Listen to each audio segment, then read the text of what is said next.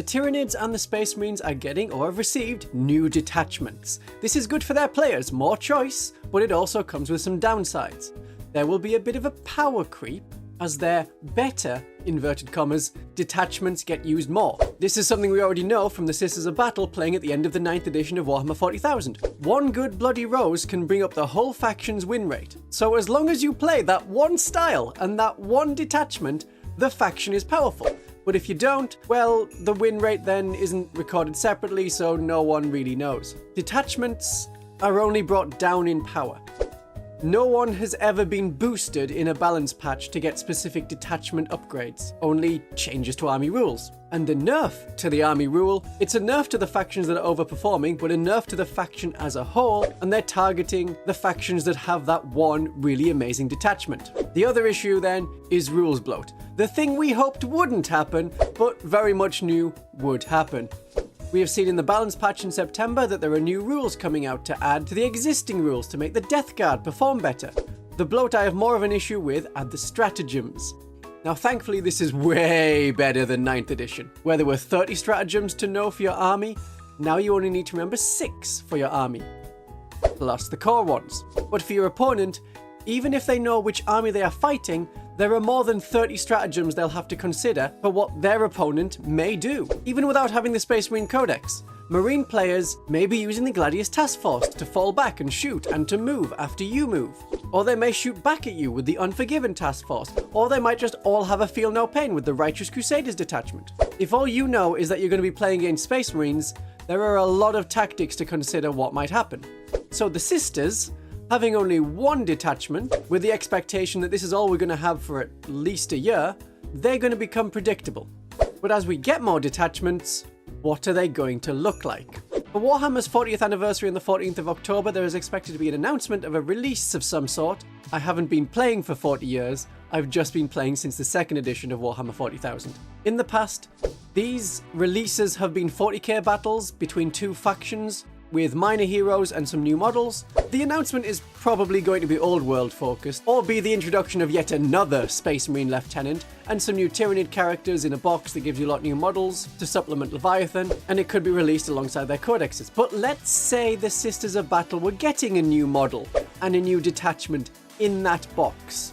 Let's say we're fighting word bearers. Let's say Erebus is there. Let's say Erebus is being tricked and told by the Chaos Gods, oh, you'll get your ultimate reward on that planet. He fights an Imperial Saint, and that battle sister is there, blade crossed against his, and he says, hang on a minute, I was punished for saying the Emperor was a god. You worship the Emperor as a god, and you get rewarded. That doesn't seem fair. But then she kills him, because no one likes Erebus, and if Games Workshop killed off Erebus, it would be to thunderous applause. So let's pretend that that's what's going to happen. What will the Adepta Sororitas detachments look like? And I'm going to do this alliteratively and alphabetically.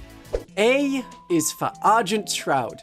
Argent Shroud avoid allies, don't add auxiliaries, and without assistance, act not speak is the attitude. An army of awesome Adepta Sororitas should have advantage on the attack in close range assault weapons and armoured advances. So here's the Salamander style detachment. A Firestorm Assault Force. It's pretty amazing. If any order had this as an option for a detachment, we would absolutely jump at it. Every weapon has assault, and when you make an attack within 12 inches, you get +1 to the strength. So we can have strength 5 bolt guns, strength 7 heavy flamers. Oh, strength 10 would give us actually useful melter guns. Amazing. Amazing. Actually, adding an attack to the assault bolt guns and the weapons of advancing dominions aids in the enemy's annihilation. This actually adds up for the Argent Shroud. They would avoid the artificer aspect of the detachment and advocate instead for adding armoured transports to advance up the field. Their stratagems could add 6 inches to the advance move of a vehicle, something that we could then use on penitent engines, as well as advancing rhinos, and it would match the Argent Shroud style of get up close and do a lot of damage with shooting at short range. B is for the Bloody Rose. The bold battle sisters of the Bloody Rose bring close combat violence and believe in the rules so closely that Repentia do result. Repentia are the backbone of these Battle Sisters close combat, but the Dog Martyr beats bad Battle Sisters back into line. Brave but bad at punching because of their basically human bodies, Battle Sisters of the Bloody Rose need a boost to their bolt gun beating attacks. A detachment basically the same as the Sons of Sanguinius, that is the Blood Angels detachment, would work almost perfectly. When you charge, you get +1 to your strength and attacks. That could be the same for the Battle Sisters. Alternatively, they can go for their 9th edition version, which was +1 to their strength, and an extra armor penetration. But since Games Workshop is generally reducing the amount of casual armor penetration you're getting on low-level strength weapons, +1 to the strength and +1 attack seems more likely. And this would enhance the Repentia that already get a bonus from charging as long as they have the Repentia Superior. For their stratagems, Tear Them Down from 9th edition basically gives lethal hits, and the Blood Angel stratagem gives lethal hits and lance for +1 to wound. I can see that just being a straight copy and paste. It would be different from the Martyred Lady, Hallowed Martyrs stratagem, because Lance only gives +1 to wound on the charge, Holy Rage just gives +1 to wound regardless in combat. The other stratagems that the Blood Angels have also match the Bloody Rose quite nicely.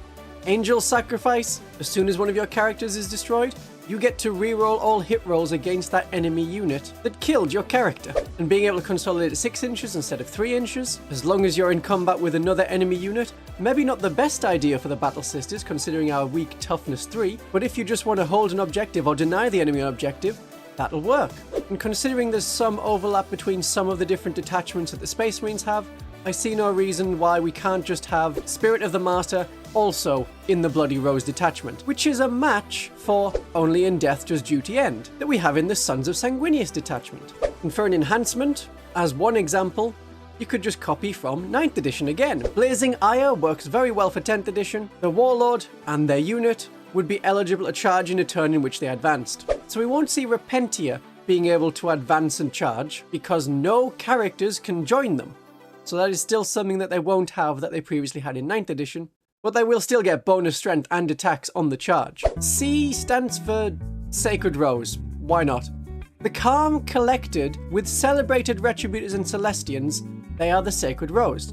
They come to combat to conduct the complete crushing of heretics that corrupt Imperial Conclave commands on the correct conduct for worshipping the Emperor's Covenant. They use companions, they use cardinals, and they use the crazed Fraternus Militia. In 9th edition and then in 10th edition, we're seeing each faction has a detachment that is their army special rule, but then further enhanced. So the First Company Task Force takes the Oath of Moment, and also lets you reroll wounds for all of the units in your army. If you didn't know, Oath of Moment is changing, so you're no longer going to be able to reroll hits and wounds unless you are using this First Company detachment. The Tyranids have the Synaptic Nexus that gives you more bonuses for being within the Synapse range, again, part of the army special rule. So the Sacred Rose could just have their 9th edition rules and gain an additional miracle dice on a 4+ whenever you spend a miracle dice. If you think, hang on, that means you could just spend a cherub in a Battle Sister squad, get a miracle dice from that, and then also because you spent a miracle dice, then on a 4+ you get yet another miracle dice, turning 1 miracle dice into 2 miracle dice? Yes, you would be able to do that, as you were able to do that in 9th edition. Alternatively, their focus could be more on their static nature and their calm use of heavy weapons and bolter gun lines. If the Firestorm Task Force grants the assault keyword to every weapon, then why not, like the rumoured Imperial Fist Siege detachment, have all of their weapons with heavy? And if the weapon already has the heavy keyword, they get +1 to wound. That would really help to solve some of our low strength issues. Now, without additional weapon rules or changes to the core rules, we have multi-melters that are wounding the biggest enemy tanks on a 4+. Much better. If this is how the rules turn out to be, I think I'll be trying this detachment for our own Sacred Rose successors. And if any of you plan to try the Space Marine detachment rules on your own sisters, let me know in the comments. Perhaps through stratagems and enhancements, the focus of calmness could be on an enhancement to a character to keep calm and carry on, so they don't drop below OC1 on their unit. We could also have a return to Light of the Divine, so that the unit can fall back and still shoot as an enhancement. And the Emperor's Judgment as a command point ability? Yeah, that's just sustained hits 1. I would have thought there could be something that lets the Ecclesiarchy side, like the Penitent Engines, the Archoflagellants, and the Preachers get more of a benefit, but they don't have any specific keywords. So unless it was, you use this particular stratagem on the Archoflagellants, the Preachers, the Missionaries, and the Penitent Engines to make them a bit better. That could be an idea because we're already seeing other detachments specify that this command point only works on some particular units. D is for the Damage Takers of the Valorous Heart. Their detachment doesn't do damage, they don't die. Their devotion to the divine does drive them, doing as daughters of the Emperor do, but they suffer and disdain death. Life is pain, and they do their duty in his dominion. I would say that their detachment rule should be a 6+ feel no pain on all models, so they don't need the Hospitaller as much as other factions, and this allows the Imagifier to shine. A 6+ feel no pain was their 8th edition rule and could be again. If you want a very similar rule, the Black Templars have a 6+ feel no pain and improved leadership characteristic. There could be an enhancement for one of the characters, like being impervious to pain, so they become a mini Hospitaller, but only for that model themselves, a 5+ feel no pain on the model, and they regain a wound each time their unit performs an act of faith. As a stratagem, we could have Blind Faith, which is like the Hallowed Martyrs Light of the Emperor, but we could say it only works in the shooting phase, and it no longer requires your unit to be below half strength. As the Order has a rather unique method of war, that method being they like to cut enemy supply lines and then grind them down in a battle of attrition, they could have the ability to recycle destroyed units, much like the Imperial Guard can, as a stratagem. Because of their unwillingness to die, there could be a stratagem that means enemies are at -1 armor penetration against them for a phase. This is much like the Armor of Contempt that the Battle Sisters used to have in 9th edition for a short period of time, and that is the name of a stratagem that the Space Marines currently have. This playstyle would be the Horde Sisters. You want as many infantry models out there as possible, not dying, and then, when they do die, you bring them back. After receiving a miracle dice, of course. E is for Ebon Chalice. The Tyranid invasion fleet echoes the sacred rites of the 8th edition. Even this Eldest Order, the Ebon Chalice, eventually exchanges tactics to defeat the enemy, as expected by the Emperor. I would expect that the Ebon Chalice style detachment would allow you to pray for a very specific blessing that lasts for the battle, something like the detachment rule that the Black Templars currently have.